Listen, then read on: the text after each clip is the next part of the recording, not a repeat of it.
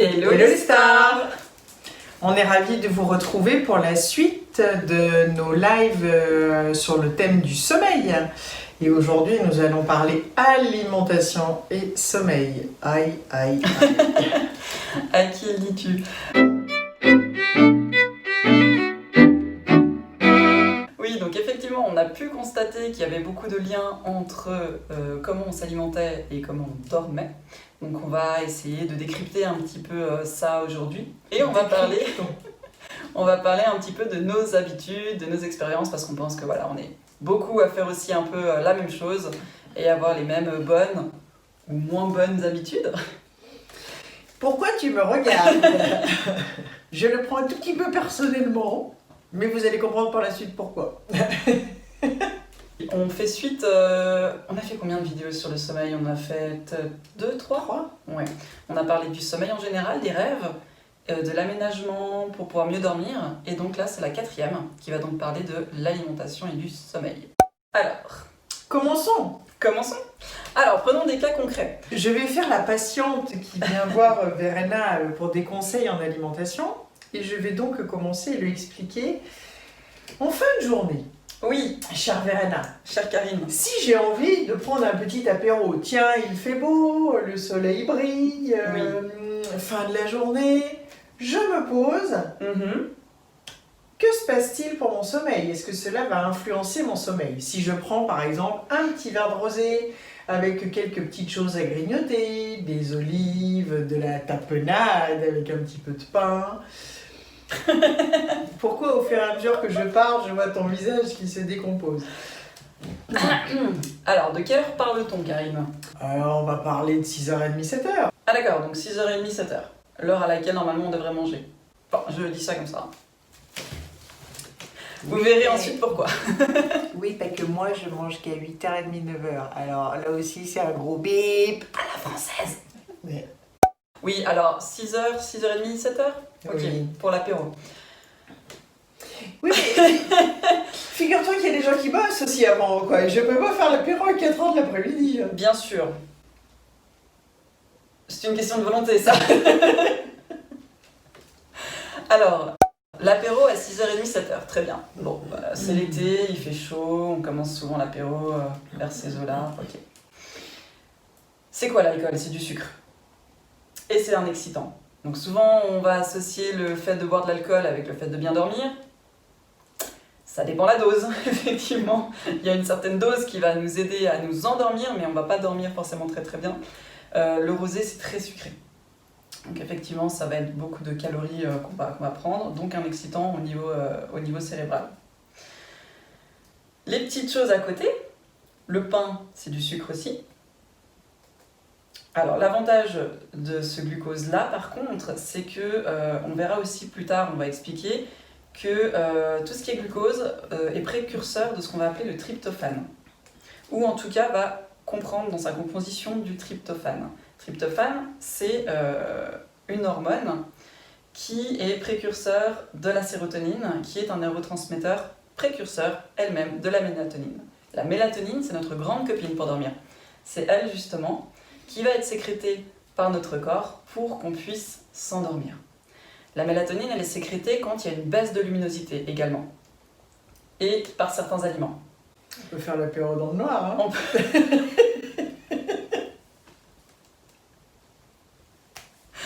Alors moi, je vais te inviter à tes soirées parce qu'elles ont l'air assez sympas. Bon, on peut faire l'apéro dans le noir, effectivement. Maintenant, avant 6h30, 7h, heureusement, il ne fait pas encore nuit, ce qui nous permet de faire l'apéro. Donc voilà, la tapenade, oui, la tapenade, bon, c'est assez gras la tapenade. Non. Donc ça va générer un souci au niveau de la digestion. C'est-à-dire que plus c'est gras, plus le corps va devoir prendre du temps pour le digérer et de l'énergie pour le digérer. Donc ça va prendre plus de temps et ça risque de faire travailler le système digestif, qui va en tout cas pas nous aider à nous endormir. Maintenant c'est relativement tôt, donc on a le temps de digérer avant d'aller se coucher. Alors si on devait faire un apéro, je dirais idéal pour le sommeil, ça serait quoi? Tu veux vraiment savoir? Parce que ça serait de l'eau et une feuille de salade. Une petite tisane camomille, par exemple. Ok. Avec des petites choses. Bon, au niveau d'un apéro un peu light au niveau digestif et plutôt précurseur mélatonine, on peut faire des petites choses avec des légumes par exemple. Des petits légumes en dip avec une petite sauce un peu légère. Ça peut être pas mal. Il y a des recettes qui sont super sympas pour faire chipser des feuilles de légumes par exemple, hein, des feuilles de choux, des choses comme ça qu'on peut trouver facilement sur internet. Ça aussi, ça peut être une bonne idée. Ok. Alors effectivement, c'est moins sexy, mais alors des fois c'est tout aussi bon, si ce n'est meilleur. Bon après pour le rosé malheureusement... Meilleur que la tapenade, ça va être compliqué. Je te vois et je t'entends. Je vous prends à témoin qu'il y ait des choses sympas quand même pendant l'apéro. Mais oui, et s'il y avait que l'apéro, ça irait encore. Maintenant, parlons de la suite. Le souci, c'est qu'après l'apéro, il y a quoi? Le sucre, Le repas. le sucre de l'apéritif et tous ces petits grignotages. En plus, ça va nous ouvrir l'appétit. Donc on va avoir tendance à manger plus. Et souvent, c'est convivial. Donc, on va avoir tendance à manger un petit peu plus. C'est quoi le repas pour la suite? Alors, déjà, souvent, donc, le repas, ça sera à 21h, on va dire, même moi dans la semaine. Hein, Oui. Bon, ça va, si tu vas te coucher entre minuit et 1h du matin. Oui. Ok. Donc, il faut toujours que je pense à mes 4 heures. Alors, idéalement. Ce serait de souper ou de dîner 4 heures avant d'aller se coucher, pour qu'on ait le temps de bien digérer. Ok. Et je suppose que c'est un dîner light aussi. Alors, pas forcément. Ça dépend dans quel sens on entend le mot light, surtout. Et alors, si je parle d'un dîner, puisque là on est sur le sommeil, on n'est pas sur régime ou quoi que ce soit, on est vraiment dans notre thématique sommeil. C'est ça, c'est bien de dissocier le régime alimentaire. Alors, on parle de régime, j'aime pas tellement ce mot. Hein. C'est pas un régime maigrissant ou un régime draconique. Draconique, ça se dit? Je ne pense pas. C'est pas draconien ou drastique.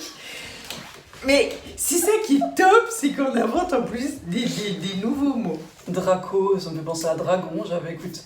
On Tout est de dans suite, l'énergie de l'estomac. Hein. Voilà, digestion. On est dans l'énergie de l'estomac. Parce qu'en médecine traditionnelle chinoise, le dragon, c'est l'animal de l'estomac. C'est un joli pléonasme. D'où quand le dragon est énervé qu'il nous jette du feu, vous voyez, c'est les petites brûlures d'estomac qu'on aime bien. Voir les ulcères. Ah, ça, il est très énervé. Hein. Ça peut lui arriver d'être très énervé, le dragon. Bref, parlons nourriture. Nourriture. Repas du soir. Donc oui, c'était important de préciser effectivement que là, on va parler repas pour bien dormir. On va pas forcément parler repas amaigrissant. C'est vraiment pas le but de la vidéo, ni forcément de tout ce qu'on va parler en alimentation. Je refais un parallèle par rapport aux 4 heures avant d'aller s'endormir. C'est bien de manger 4 heures avant pour la digestion, mais aussi 4 à 6 heures avant d'aller s'endormir. Ça permet justement au tryptophane qu'on a ingéré via les aliments à être digéré et à remonter et à être assimilé au niveau du système nerveux cérébral. Ok. Donc si je fais pizza le soir, c'est pas une bonne idée non plus. C'est une bonne idée parce que c'est super sympa, c'est super bon et ça fait plaisir. C'est une moins bonne idée si on compte passer une bonne nuit derrière. Encore, ça dépend de la pizza. Si tu l'as faite toi-même, avec une pâte complète, avec des légumes dessus, et pas trop de matière grasse, et une petite pizza, avec une bonne salade à côté, ça peut passer. Ok. Raclette. Joker. Alors effectivement, Fondue. raclette, fondue, bon bah ça, tout le monde. Qui dort bien après une raclette ou une fondue? Faut nous le dire là, si vous avez des témoignages. Mais après une bonne raclette ou une bonne fondue, effectivement, c'est pas la meilleure nuit qu'on passe. Mais on a le plaisir du fromage, ça apporte plein d'autres choses qui sont super sympas.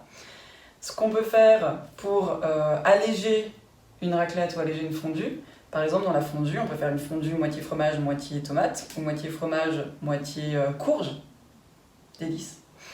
Et à la place de tremper du pain ou des pommes de terre, on peut tremper des petits légumes. Et là, on a quelque chose d'un tout petit peu plus avec des fibres. Plus fondue. On a quelque chose d'un tout petit peu plus allégé avec plus de fibres qui va permettre une meilleure digestion aussi. Raclette, plus compliqué parce que bon... Oui, alors raclette accompagnée avec des légumes ou quelque chose d'autre qui fait qu'on mangerait moins de fromage. Alors, mais bon, c'est souvent charcuterie. Voilà, c'est ça. Voilà. Après, ça s'appelle plus une raclette non plus. Ça fait là, on crée des nouvelles recettes. Là, on crée des nouvelles recettes, absolument. Mais c'est pour pouvoir allier le plaisir et la santé. Ou le plaisir et le sommeil.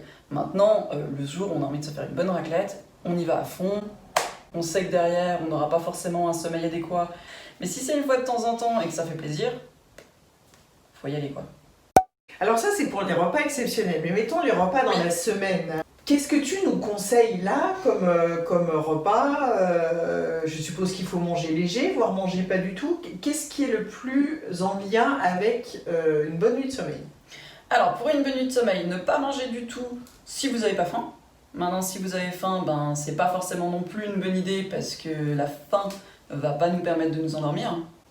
Si on est tout le temps en train d'imaginer qu'est-ce que je vais manger, qu'est-ce que je pourrais manger, mon Dieu, il faut pas que je mange, etc. Et que voilà, ça va pas nous aider non plus à dormir. Donc, mangez léger si vous avez envie, encore une fois. Une petite salade, des légumes. Donc tout ça, ça va permettre de digérer plus rapidement. Donc ce qui va permettre justement d'avoir moins de choses dans l'estomac quand on ira se coucher. Si on a envie de se faire un repas complet, ou en tout cas un bon repas, parce que le soir, c'est souvent le seul moment où on est posé, tranquille, avec la famille. C'est ça. Donc c'est aussi ça le truc, c'est que maintenant c'est devenu le repas principal, alors que ça devrait être le repas le plus léger de la Moi, journée. c'est mon repas préféré, mais du coup, c'est celui que je fais du coup le plus mal. Parce que... Il n'y a pas de mal ou de bien, il y a des choses qui sont adaptées à une envie, au fait. Si tu manges beaucoup le soir et que tu dors très bien derrière, pourquoi pas, hein.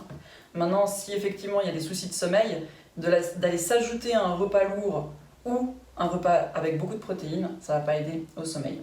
Alors, les protéines le soir, c'est pas forcément une bonne idée quand on veut bien dormir, parce que les protéines, ou tout ce qui vient du monde animal, va nous apporter ce qui s'appelle la tyrosine. Et la tyrosine, c'est elle qui va être précurseur de la dopamine et suivant l'adrénaline. Donc ça va nous donner de l'énergie, c'est ce qui va nous réveiller. C'est pour ça que le matin de manger gras et protéiné, c'est super, parce que ça va nous donner justement cette énergie toute la journée. Alors que le soir, on a plutôt besoin de quelque chose de plus calmant, tranquillisant. Donc on va aller s'axer sur tout ce qui va être glucides. Pain, pâtes, riz. Donc ça va pas forcément coller avec ce qu'on a appelé un régime, ou alors quelque chose pour perdre du poids. Mais pourquoi pas, si on a un tout petit peu de pâtes, un tout petit peu de pain ou un tout petit peu de riz, finalement, ça va juste nous donner notre dose de tryptophane et ça va nous permettre de ne pas alourdir la digestion et finalement de ne pas non plus avoir trop d'apport calorique. Et toujours ça accompagné d'une soupe, de légumes, de salades. On est en été, hein, donc les salades, on peut faire des salades super sympas avec peu de matière grasse ou alors on peut mettre de l'huile pour avoir un apport d'oméga 3 par exemple. Ça c'est formidable, une petite cuillère d'huile de colza ou d'huile de lin. Même d'huile de chanvre qui est super, qu'on trouve maintenant et qui est super bonne pour la santé et même au niveau du goût, elle est vraiment assez parfumée. Une salade, après on peut être créatif, hein. On peut mélanger les couleurs, plus il y a de couleurs dans un repas, plus c'est bon pour la santé. Donc si on veut se faire un petit repas léger le soir, donne-nous par exemple une salade. Alors à part la salade, qu'est-ce qu'on peut mettre dedans qui puisse nous favoriser ce moment de sommeil? Les tomates par exemple, les tomates qui vont être riches en tryptophane, très légères à digérer en plus, si on les supporte bien, parce qu'elles peuvent être un peu acidifiantes aussi pour certaines personnes, mais si on les supporte bien les tomates, l'oignon, on peut ajouter un petit peu d'oignon, on peut ajouter par exemple du maïs, on peut ajouter des carottes, on peut ajouter tout ce qu'on aime au fait, hein. On peut même ajouter des petits morceaux de melon, ça peut avoir un côté très hydratant aussi, si on aime le côté sucré-salé, avec un petit vinaigre de miel ou un petit vinaigre balsamique, pour ce côté aussi un peu sucré. Une huile de colza par exemple, bio, très facile à trouver. Et voilà, il faut y mettre tout ce qu'on veut dedans. Après on peut même ajouter quelques graines comme des noix, alors pas trop le soir, hein, parce que justement elles ont ce côté assez gras, voire protéiné. Mais si on aime, on a besoin d'un petit côté croquant, on peut rajouter quelques noix ou quelques graines de sésame ou des graines de chia aussi, qui vont augmenter la digestibilité. Et surtout, ça va augmenter le fait de tout ce qui est graines de chia, tout ce qui va être fibres, etc. Ça va nous empêcher aussi d'avoir faim derrière. Ça va nous permettre de diminuer, si on a quand même envie de se faire son poisson, son poulet ou son morceau de protéines à côté, ou ses pâtes, etc. Ça va nous permettre de diminuer un petit peu ce qu'on veut ou ce qu'on doit moins manger. Ok. Après ce repas, il nous arrive peut-être, à certains, de se mettre devant la télé la semaine. Ah, avec je me mangerais bien un petit bonbon ou un petit carré de chocolat ou autre. Bonne idée ou bip?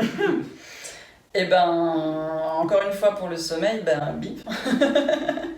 Là, ouais, en plus, si c'est entre le repas et le moment d'aller se coucher, on va rajouter quelque chose encore de plus à digérer, qui va retarder justement l'endormissement, qui va refaire travailler le système digestif.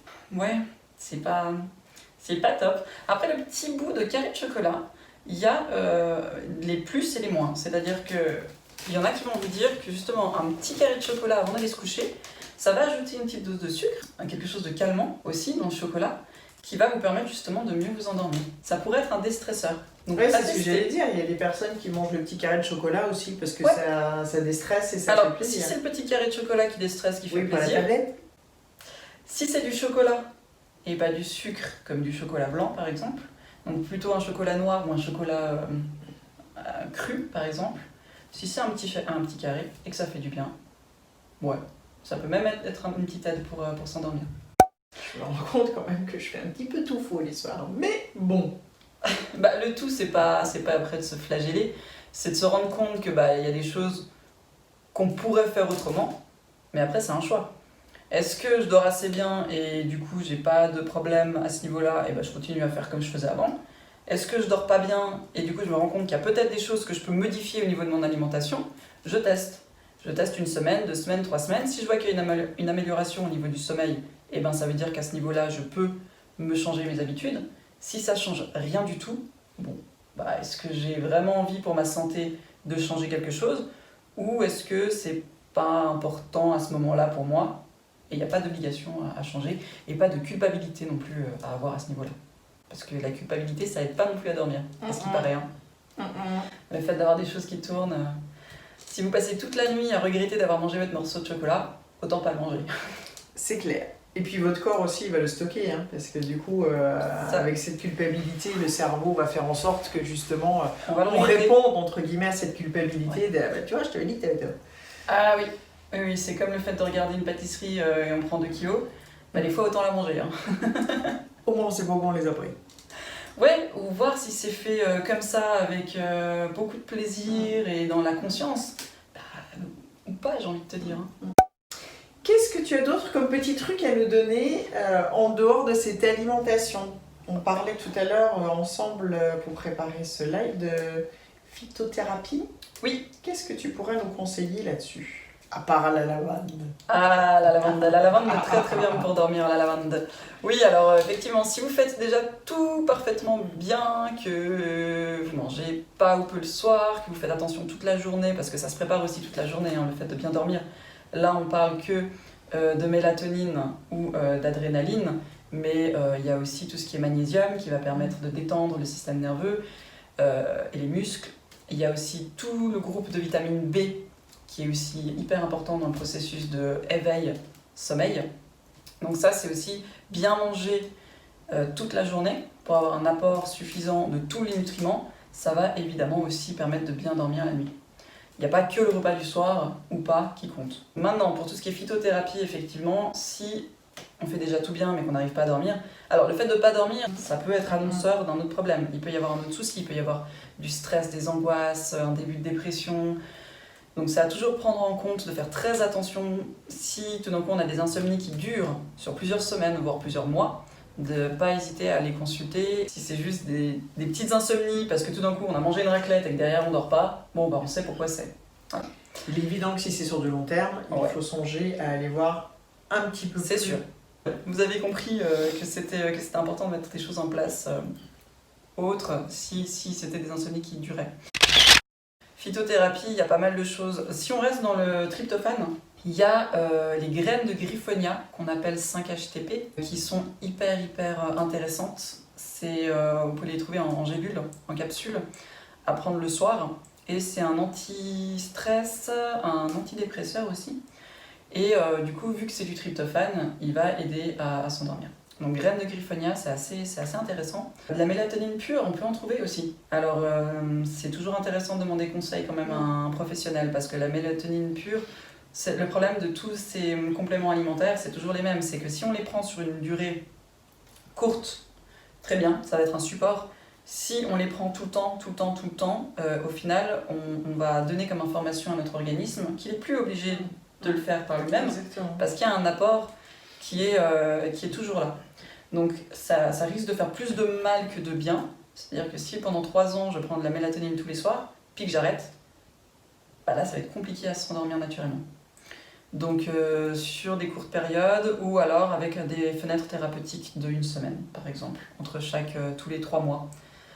Mais encore pour la mélatonine, je ferai encore plus attention à pas en prendre tous les soirs. D'autres plantes, il y a la valériane qui est formidable, ça pour s'endormir. La valériane aussi, pareil, à faire attention. On peut la trouver en teinture mère, quelques gouttes le soir dans de l'eau, ou alors à faire gargariser ou à laisser sous la langue. Suivant les personnes, et ça c'est un naturopathe qui m'en a parlé, ça peut faire l'effet inverse. C'est-à-dire que tout d'un coup, le temps d'adaptation peut faire que pendant 2-3 nuits, on est un peu plus nerveux. Ok. Donc à commencer progressivement avec 1 goutte, 2 gouttes, 3 gouttes et à vérifier ce que ça nous apporte au fait, comment ça réagit avec nous. La lavande, évidemment. Ma tisane de lavande le soir. Alors en tisane, après c'est assez fort comme goût. C'est particulier la lavande quand même. Donc en tisane pas mal, sinon en huile essentielle. En huile essentielle, en massage au niveau, on en a souvent parlé ça. Au niveau du plexus solaire ou même directement vers le ventre. Petite goutte d'huile essentielle, petite goutte sur les poignets aussi. Moi je le mets sur les poignets, ouais. Ouais. L'avantage de mettre sur les poignets, c'est que du coup on peut le sentir aussi. C'est que comme après je mets un peu comme ça, et ben, j'ai toujours mon odeur. Et puis mes 2 gouttes sur mon oreiller aussi, bien évidemment. La lavande vraie, énergétiquement, elle est liée à la maman. Donc le réconfort, l'apaisement, la sécurité maternelle. Ça va nous aider à nous endormir tranquillement, calmement, avec le bruit des cigales. Dans les autres plantes, la camomille, bien sûr, la camomille aussi va apaiser le système nerveux et va nous aider à bien dormir. Ça va être aussi bénéfique pour la digestion, la camomille. Donc ça a ce double effet qui va nous aider à nous endormir. Il y en a plein d'autres, après ça va dépendre un petit peu des sensibilités. Déjà là, on a les essentiels. On a les essentiels, oui. Petit grain bigara aussi en huile essentielle qui est pas mal pour s'endormir. Orange amère, orange douce. Et millepertuis éventuellement aussi. Mais voilà, ça c'est toujours après, c'est à vérifier qu'est-ce qui est adapté pour nous. C'est clair. Donc, avec tout ça, bonne nuit. Là on a tout en main, oui. Cool. Il y a sûrement plein d'autres choses à faire. Maintenant, il faut aller regarder nos autres vidéos pour comprendre comment aménager aussi son espace par rapport à la lumière, par rapport même presque au niveau feng shui, au niveau géobiologique. Il y a plein de petites choses. Et encore une fois, si on met plein de choses en place pour bien dormir, c'est formidable. Mais si on a des insomnies qui durent depuis très longtemps, pas hésiter vraiment à aller en parler à quelqu'un parce que ça peut être le signe aussi d'une pathologie sous-jacente. Tout à fait. Donc voilà pour cette petite vidéo du jour sur alimentation et sommeil. Et du coup, qu'est-ce que tu vas mettre en place, Karine? On en reparle. Oui. Effectivement, oui. Profitez bien de votre été. Parce qu'alors là, des apéros. Voilà, tu me poses la question juste maintenant ou c'est la période? Oui. On fera ça avec les bonnes résolutions de la rentrée. Bien sûr, à la rentrée, ouais. On va arriver dans l'hiver. Les raclettes, les tartiflettes, les fondus. À chaque saison suffit sa peine. Hein. Exactement. Mais dans tout ça, il y a quand même une notion qu'il ne faut pas qu'on oublie. Hein. Le plaisir. Ah oui. Parce que ça aussi, ça nous aidera à dormir. Clairement. Parce que si on est tout le temps dans la frustration, ça aide pas. Ça va pas être le top non plus. Donc, Le surcontrôle, ça va pas aider non ouais. plus, effectivement. Pensez aussi à se faire plaisir, à rire, parce que ça aussi, ça nous aide. Parce que quand on a passé une bonne soirée à bien rigoler, Ah ouais, et ben forcément le sommeil, je pense, vient beaucoup plus facilement. certainement. Et ça fait beaucoup de bien aussi au mental. Donc il faut aussi profiter. Et je rajoute que si vous avez des recettes à nous partager, des petites choses qu'on peut justement utiliser pour allier plaisir, sommeil, santé. Les recettes de grand-mère aussi. Des recettes de grand-mère ou des recettes pour l'apéro ou des recettes repas, des petites choses que vous connaissez, n'hésitez pas à nous les mettre en commentaire et on les partagera sur Facebook. Voilà, et nous on vous retrouve plutôt les vendredis du coup. Oui. Ouais, plutôt les vendredis Ouais. de la rentrée. Et en attendant, qu'est-ce qu'on peut vous souhaiter? Un bel été, Un bel été, beaucoup de plaisir, beaucoup d'apéros, et puis surtout, prenez soin de vous. prenez soin de vous. Brillez les stars! Brillez les stars, ciao!